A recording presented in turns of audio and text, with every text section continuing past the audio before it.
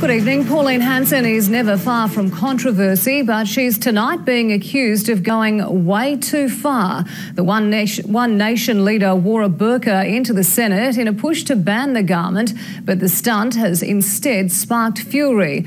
Attorney General George Brandis was so enraged he was reduced to tears. Jonathan Lee joins us now from Canberra. Jono, Miss Hanson's antics have surely backfired.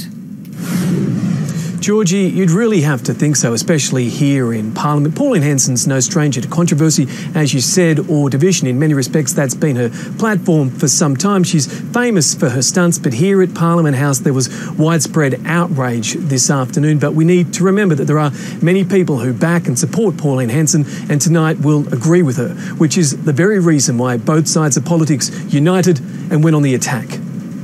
The moment Pauline Hanson entered the chamber. Oh, what on earth?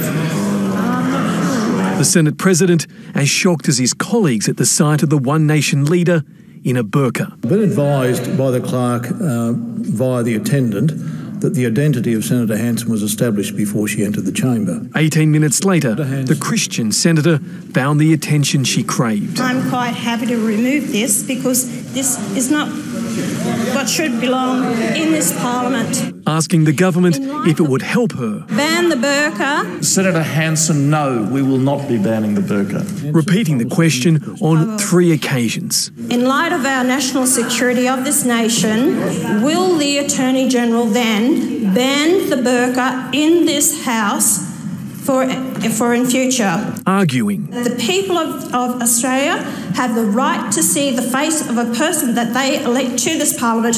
I am not going to pretend to ignore the stunt that you have tried to pull today. The famously hard-nosed Attorney General breaking down, defending 500,000 Australian Muslims. And to ridicule that community, to drive it into a corner, to mock its religious garments is an appalling thing to do, and I would ask you to reflect on what you have done. Order. That drew a standing ovation from the opposition. It is one thing to wear religious dress as a sincere act of faith. It is another to wear it as a stunt. Praise from the crossbench too. Senator Brandis spoke like a true statesman. Pauline Hanson's latest stunt comes on the back of a report from Washington that lists One Nation as a potential threat to religious freedoms. Her opponents argue her opinions aren't just toxic, but divisive. Well, they will be disgusted by the whole thing because it is basically something that really damages Australia's reputation and also could cause a lot of angst among Muslims in this country. While the senator stands by her comments, the Senate doesn't stand by her. Georgie, it was already a crazy day in Parliament on a week that will go down equally as one to remember as one to forget. Thank you, Jonathan Lee, reporting live there from Canberra.